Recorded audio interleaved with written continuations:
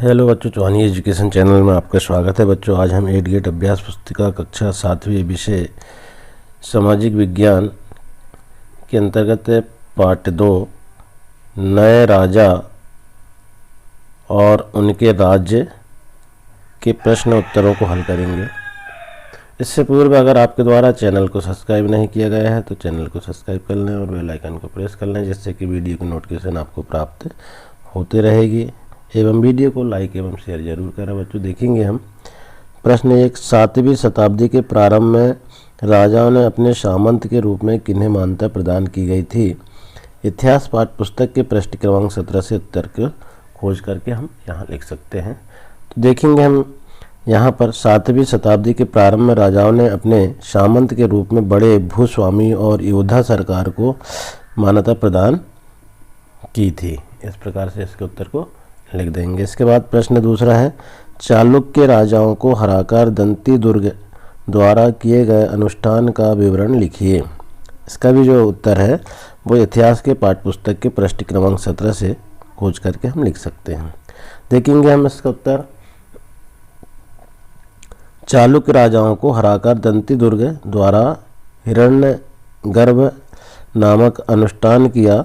जब यह अनुष्ठान ब्राह्मणों की सहायता से संपन्न किया जाता था तो यह माना जाता था कि इससे याजक जन्मता क्षत्रिय न होते हुए भी क्षत्रियों के रूप में दोबारा क्षत्रित्व प्राप्त कर लेगा।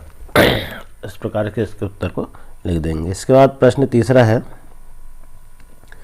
चौहान शासकों का राज्य विस्तार किन किन क्षेत्रों में था? तो इसके उत्तर लिख देंगे हम। चौहान शासक दिल्ली और अजमेर के आसपास के क्षेत्र पर शासन करते थे। इस प्रकार से इसका उत्तर लिख देंगे। अब इसके बाद देखेंगे प्रश्न चौथा है, तो कल्याण द्वारा कश्मीर के राजाओं का इतिहास लिखने के लिए किन स्रोतों का उपयोग किया गया? तो उत्तर लिख देंगे हम। यहाँ पर कल्याण द्वारा कश्मीर के राजाओं का इतिहास लिखने के लिए शिलालेखों, दस्तावेजों, प्रत्यक्षदर्शियों आदि का उपयोग किया गया। इसके बाद प्रश्न 5 है, गंगा घाटी के कन्नौज नगर को लेकर किस वंश के शासकों के बीच लंबे समय तक संघर्ष होता रहा और क्यों? इसके उत्तर को देखेंगे हम इतिहास पाठ्य पुस्तक के पृष्ठ क्रमांक 21 से और लिखेंगे यहाँ पर, गंगा घाटी के कन्नौज नगर को लेकर गुर्जर, प्रतिहार, राष्ट्रकूट और पाल वंश के शासकों के बीच लंबे समय तक कन्नौज के ऊपर नियंत्रण को लेकर के संघर्ष होता रहा। इसके बाद प्रश्न 6 है, गजनी के सुल्तान महमूद का नियंत्रण किन क्षेत्रों तक था? यहाँ पर हम देखेंगे गजनी के सुल्तान महमूद का नियंत्रण मध्य एशिया के भागों, ईरान और उपमहाद्वीप के उत्तर पश्चिमी तक के क्षेत्रों तक था। इसके बाद देखेंगे हम प्रश्न 7, चोल वंश द्वारा किस प्रकार सत्ता प्राप्त की गई? तो चोल वंश ने अपने पड़ोसी राज्यों को हरा करके और उसका राज्य अपने क्षेत्रफल तथा शक्ति में मिलाकर के सत्ता प्राप्त की। इसके बाद देखेंगे प्रश्न क्रमांक 8, चोल राजाओं के समय विकसित स्थापत्य एवं मूर्तिकला की विशेषताएं लिखिए। चोल राजाओं के समय विशिष्ट रूप से कांसे की प्रतिमा बनाई जाती थी। ज़्यादातर प्रतिमाएं तो देवी देवताओं की होती थी, लेकिन कुछ प्रतिमाएं भक्तों की भी बनाई जाती थी। इस प्रकार से इसके आंसर को लिख देंगे। इसके बाद देखेंगे प्रश्न 9, चोल राजाओं के समय कृषि एवं सिंचाई की क्या व्यवस्था थी?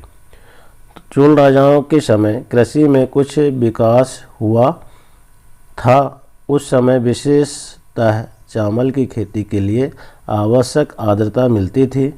कई जगह पर फसलों की सिंचाई कृत्रिम रूप से की जाती थी। सिंचाई के लिए कुएं खोदे जाते थे और कुछ जगहों में पानी को इकट्ठा करने के लिए सरोवर बनाए गए थे। इस प्रकार से इसके आंसर को लिख देंगे। इसके बाद देखेंगे प्रश्न क्रमांक 10।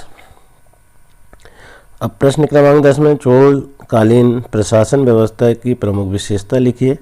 तो चोलकालीन प्रशासन व्यवस्था है में किसानों बस्तियों को उर कहा जाता था तथा गांवों के समूह को नाडु कहा जाता था। ग्राम परिषद तथा नाडु न्याय करने और कर वसूलने जैसे कई प्रशासकीय कार्य करते थे।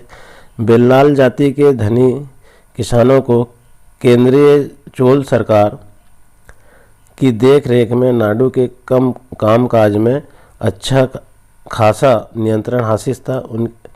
उनमें से कई धनी भूस्वामी को चोल राजाओं ने सम्मान के रूप में कई पुरस्कार प्रदान किए। इस प्रकार से इसके उत्तर को लिख देंगे।